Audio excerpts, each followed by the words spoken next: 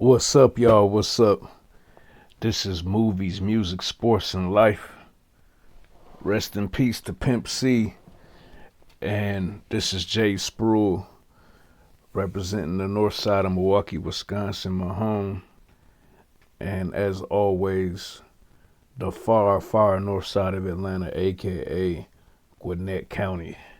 And I got everything here on my phone on the notes. I'll kind of show you how I did it. So it says Chris Rock, and you see I got the fireworks. So basically everything that I thought hit as a joke, I put like a little fireworks emoji. And I ended up doing that 26 times. So that's a pretty good rate considering that his special was an hour and 10 minutes. And we're going to go in reverse because I really know what y'all are here for. You really just want to know about what he said about Will Smith. And he was very smart.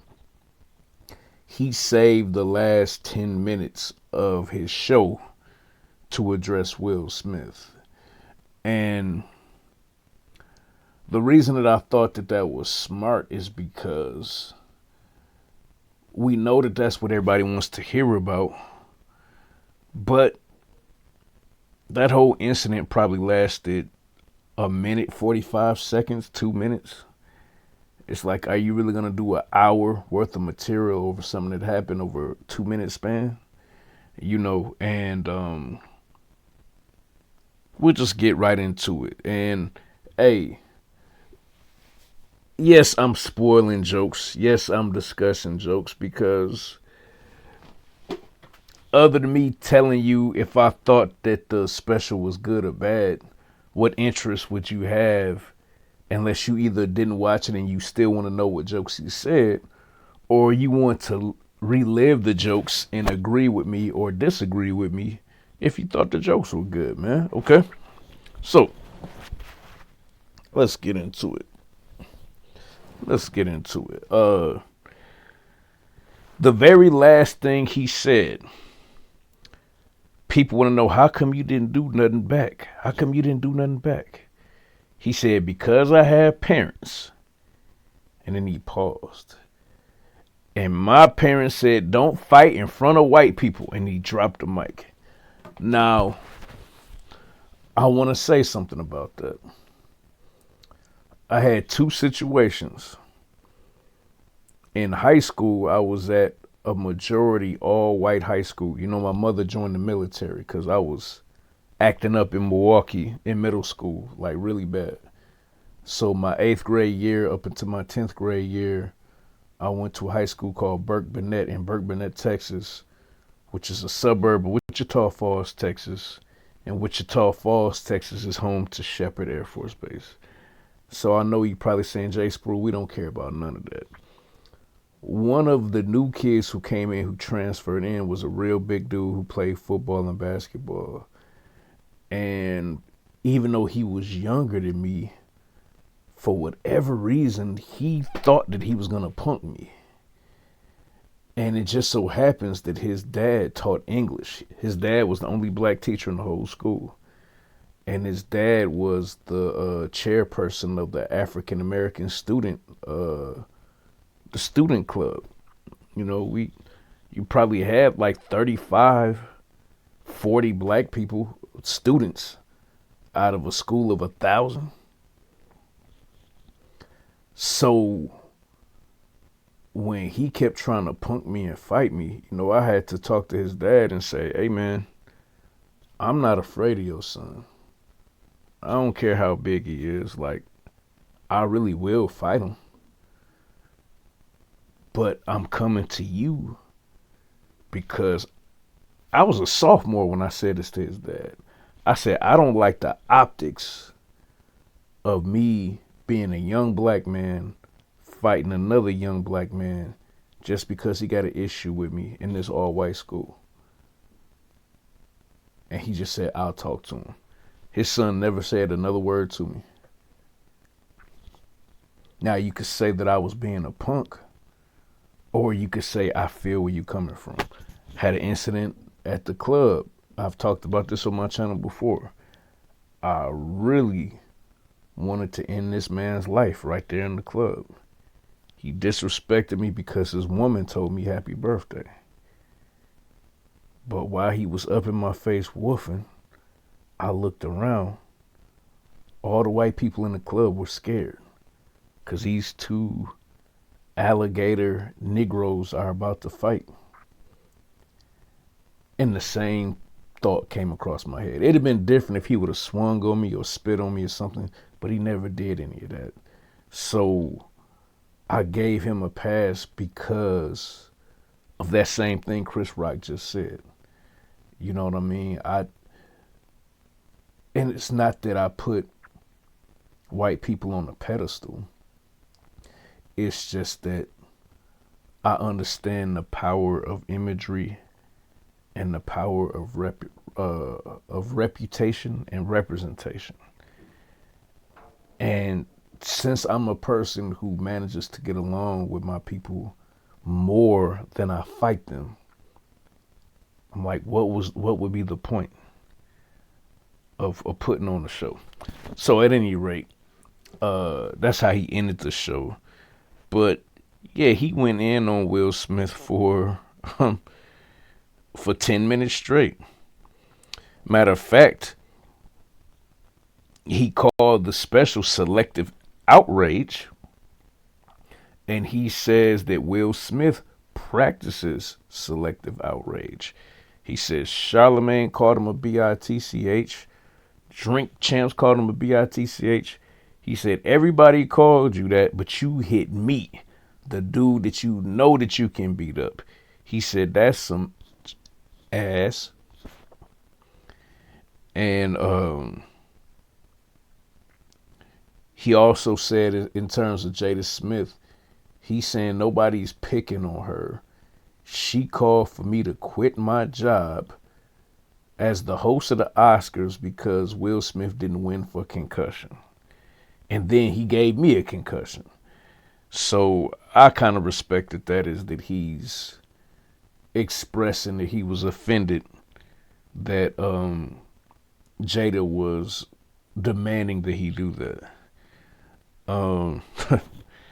He talked about how much he loved Will Smith. He watched him open up for Run DMC in Nassau Coliseum in New York and all this stuff. And now I watch Emancipation just to see him get whooped. And he caught a lot of criticism for that joke. But if you understand him, you understand where he's coming from. Obviously, he isn't really cheering for slavery, but I would imagine that I would take it personal if somebody who I loved and I used to go over their house to eat and stuff like that, and he smacked me on TV. I would imagine that I too would have some issues.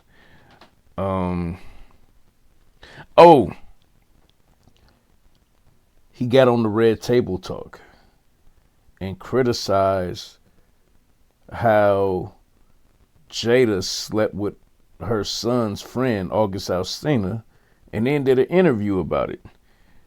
He said, and then put a microphone in your face and asked you, how do you feel about your wife basically screwing your nephew? Because, you know, your friends are like your brothers, you know. And she said that she hurt him way more than he hurt me.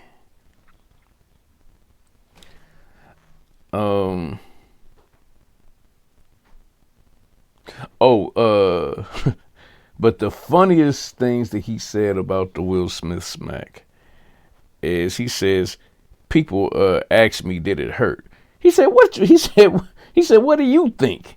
He said, I still got Summertime ringing in my ears right now. Drums, please. And then he said, man, I got smacked by somebody that takes off his shirts in movies. He was like, he said, even if I played in a movie where I was having open heart surgery, they put a sweater on me. And so then he said he played Muhammad Ali. I played Pookie. And I think the biggest thing he was doing with that was basically saying that, look at the size difference. He was basically, in a very slick way, calling out the fact that there's a lot of other people that you could have tried to hit, but you chose the smaller guy. Let me at least give you one other the one other funny thing that he said was he was talking about the January 6th riots.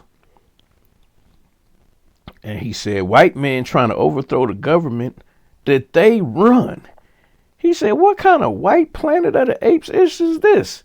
Crawling over walls. And I did think that that was pretty funny, because when I really look at all the latest rage, that white conservatives have, it's like for stuff that's like so inconsequential. You mad about the Little Mermaid being black instead of white. You mad about M&M's, just stupid stuff. And I think that's what he was trying to point out by talking about that. So if I had to rank this, I still say Bring the Pain is his best one ever. Bigger and Blacker is second. Never Scared is third. Kill the Messenger is fourth. And then I would probably put this fifth. Yeah, over Tambourine, the last Netflix one, wasn't that good. But yeah, he still got 4 other ones that are ahead of this. And it was good. But I'm thinking it's probably starting to wind down for Chris. He's 57 years old, maybe 58 at this point.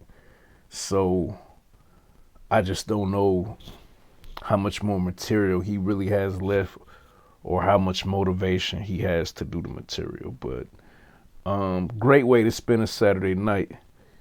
And I also appreciate y'all for watching me. You could have been anywhere, but you chose to be with me. And look out.